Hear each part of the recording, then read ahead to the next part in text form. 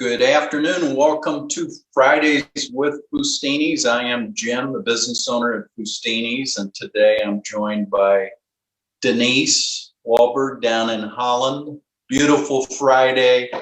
Excited for a great weekend. Farmers markets are open. Next weekend is Father's Day. So today we've got a couple things we're going to show you that are particularly well suited for Father's Day. And the recipe I'm going to demonstrate, which is from Chef Andy, is really simple and very tasty.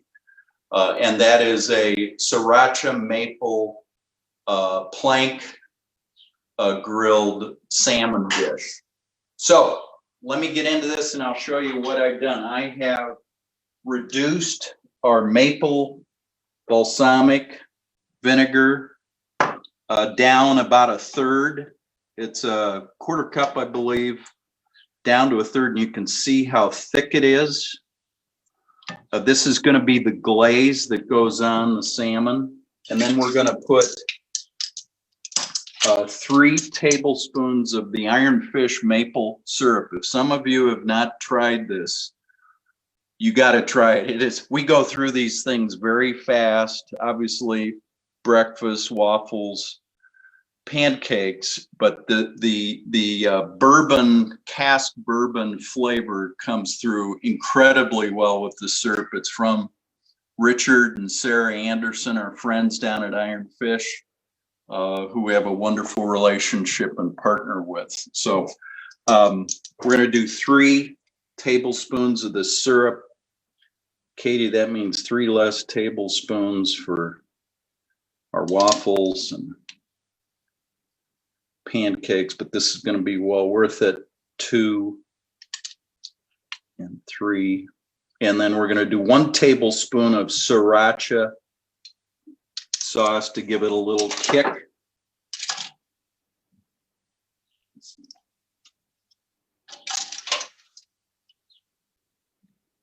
All right.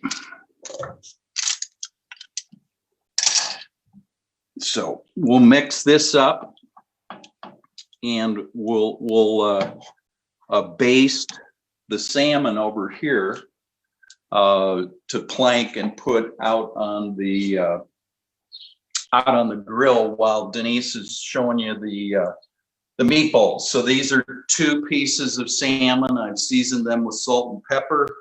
This is one of the 3 wood planks or cedar planks that we charred that we'll use out on the grill. They'll go on for about 10 minutes. Of course, we're going to use this. We're going to baste it with this beautiful glaze that we're making. And when we come back, we'll be outside on the grill, a grill that Barry would be proud of, getting this salmon going. So with that, Denise, I'm going to pass it on to you with the meatballs. With the meatballs. Thank you, Jim. So this is actually another one of Andy's recipes, and it's a recipe I use all the time. I've actually used this recipe, and instead of making the individual meatballs, I've just put it in a loaf pan and made a meatloaf with it. It's really good. So there's a little bit of mise en place we need to get started with. So I have a stove here, and I'm going to take our Pequal olive oil, put a little bit of that in the pan. And then as that heats up, I am going to cut up some garlic. So following Andy's instructions, you cut the end off and you give it a small smash. Cut the end off. Give it a small smash to get the paper off. Now, I'm sure some of you have seen Andy chop this like crazy. I don't have that skill, so bear with me. He just goes to town on it. I think he liked all the noise on the cutting board because he could do it so fast. So you're going to go to the end of your board, and then you're going to give it a hard smash. And then we're just going to chop. And I don't know if you can see it, but there's a whole bunch of oil from the garlic that's come out. And you can just keep chopping. And because garlic is sticky, it sticks to itself. So you can just wipe your blade and then chop again.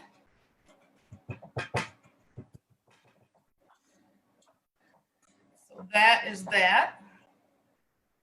And then our onion, I'm gonna just cut slits down our onion.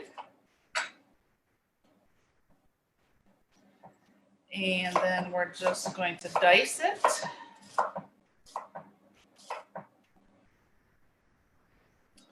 So I'm gonna get those in the pan right now. The oil is hot.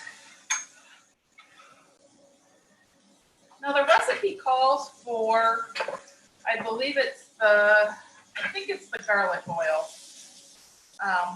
when you're making these.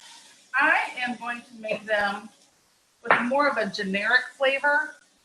And that's because there's a lot of different ways you can use these meatballs. And so what I like to do, and today is a good day because it's not so hot out, to cook up all these meatballs, and then you can freeze them and then use them for whatever type of dish you want to. So like hopefully soon we can open up and get together with friends, and I'll have a bunch of meatballs that I can just pull from my freezer. And then you can decide if you want to put like a barbecue sauce with it, or if you want to put a red sauce with it, even a teriyaki sauce with it.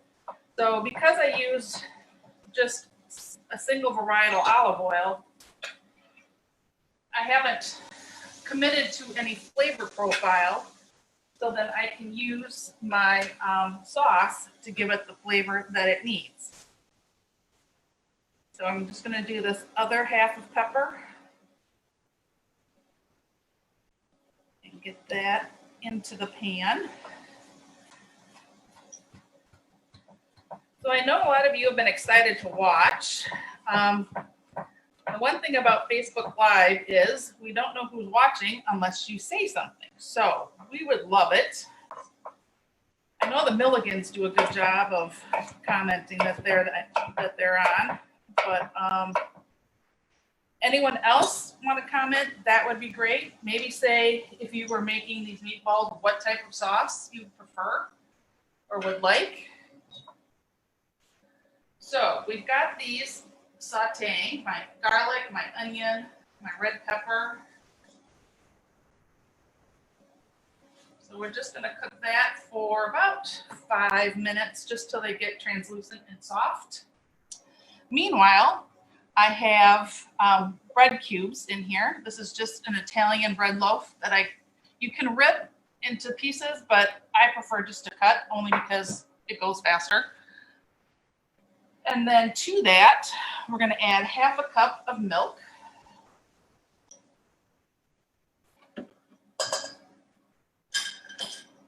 And we're going to stir this around. We're going to let it just sit a minute so that bread will absorb up all that milk. So that'll take just a couple minutes. So we'll set that aside. Let's see, what else do we got? So our meat. So the recipe calls for a pound of ground beef, a pound of ground pork, and a pound of ground veal. Now, I have a hard time finding ground veal, but at Meijer's, they do a great job. It's called a meatloaf mix, which has all three meats ground together.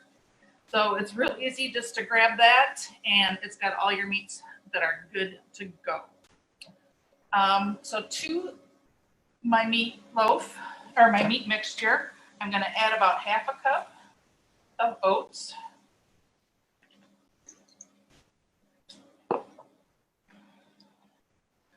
I'm going to add 2 eggs that have been beaten.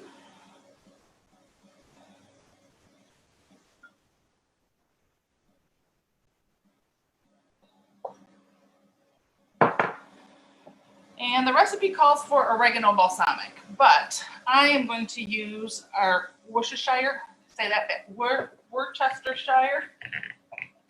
Does anyone really know how to say that? Anyway, I like it with meats. I like it with pork, with beef. We've had it on veggies. It's made here in Holland. And if you compare it to Lea Perrins, there's no comparison. It's just so much smoother, so much richer and depth of flavor. So I'm going to substitute the oregano with a couple tablespoons of the Worcestershire sauce.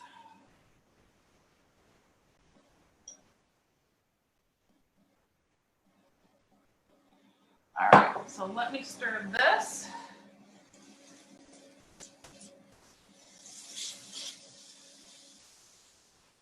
And I think we are almost done. So, Jim, where are you at? Are you ready to take it over? Absolutely. You bet. So we are outside here at the grill. Barry, that's what a nice grill looks like. We have pre-glazed. Well, these have been on for about 3 or 4 minutes. Glazed them. I'm going to put a little bit more on. Don't these look nice? This is the sriracha maple glaze with the sriracha sauce, Fustini's maple balsamic, and then the Iron Fish bourbon maple syrup. So you can see those things are starting to go. It's about 10 minutes on the grill for every 1 inch of thickness of the salmon. So we probably have another 3 or 4 minutes. And when we come back from Denise finishing off her meatballs, we'll probably be able to plate this and show it to you.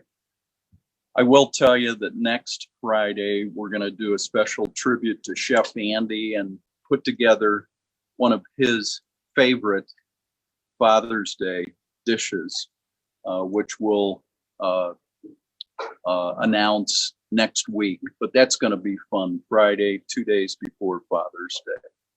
So, Denise, that's about all the action I got here off the grill. If you're ready, we'll go back to you. Thanks, Jim. Yes, I am ready.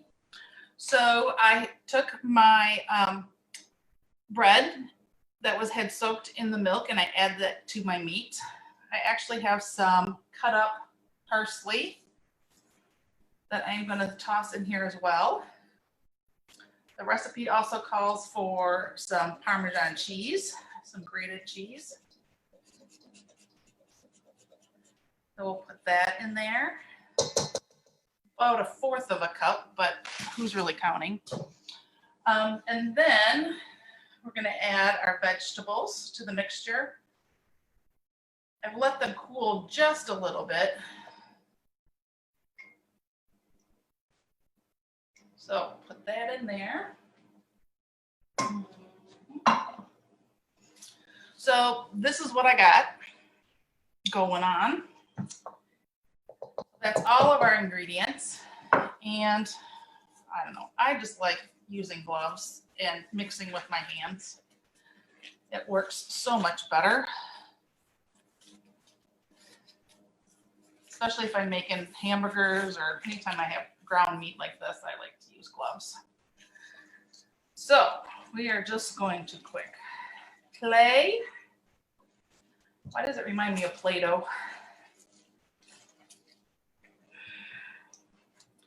So as I'm mixing this, funny story, I usually make meatballs for Thanksgiving. Not for the main meal, but for in the evening. You know, who knows who's hungry and who's hungry when.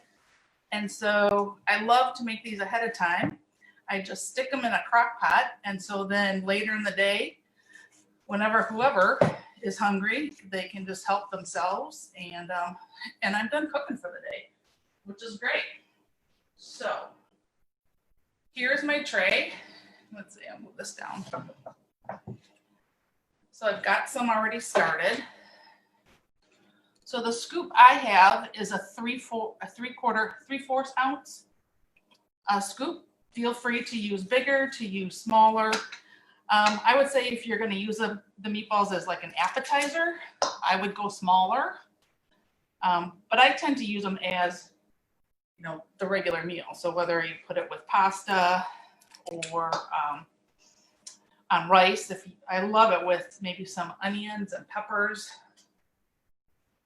on some rice with a teriyaki sauce. Or my husband's a big spaghetti pie person, so I'll make a spaghetti pie and then have some meatballs on the side. That would be really good.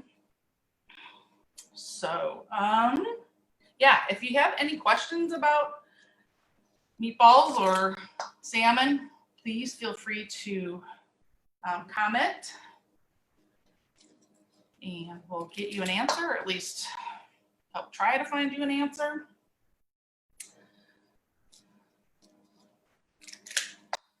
Let's see, what else did I have to talk about? Hang on.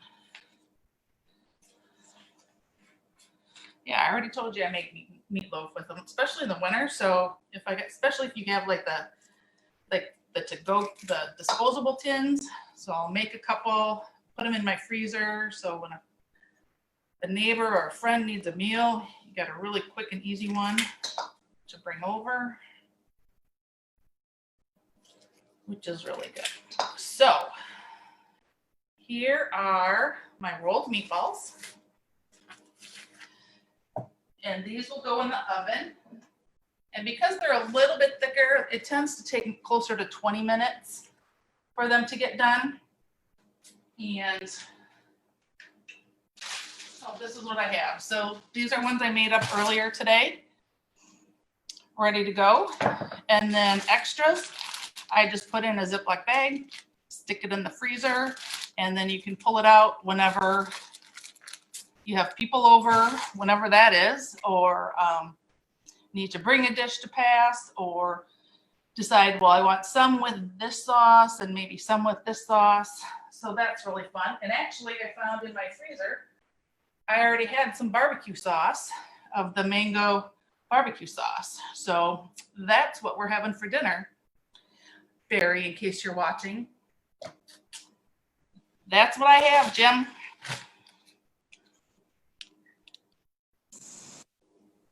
All right, looky here. So these guys, doesn't they look beautiful? This glaze is bubbling up. So we've had around for just about 8-9 minutes on these planks. Trying to get all of this on there. All right, awesome. Got the grill done. So we are probably going to throw this on a salad. Mallory does a beautiful massage kale salad. So that's going to make for a nice late lunch here with Andy's recipe for this sriracha maple salmon, plank salmon. That was fun. This is my second recipe I've done with you folks on Facebook Live. And I think one of the main messages beyond the great flavors that we've got here, it's the maple balsamic and the ironfish maple syrup. The message is this is really simple to do to make really good, clean, flavorful dishes. So I'm happy to do that. So yeah, we've got all the stores are open now.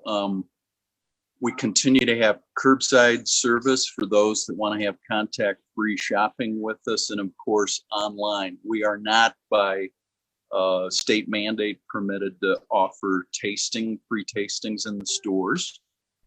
So until that happens, everybody qualifies to get with purchase a free complimentary Maraska bottle of your choice, whether you're buying online, curbside pickup, or in the store. So make sure you ask for that. All of these products, the products that Denise used and I used are now online for sale at 15% off as a bundle. So you'll go into new items and look for today's Facebook Live bundle, and it will be available at 15% off. So that's a wrap on today's show. Thank you very much for joining us. I hope you try some of these recipes and they inspire you to use oils and vinegars in ways other than just salad dressings. That's a wrap. Thank you, and look forward to seeing you next Friday.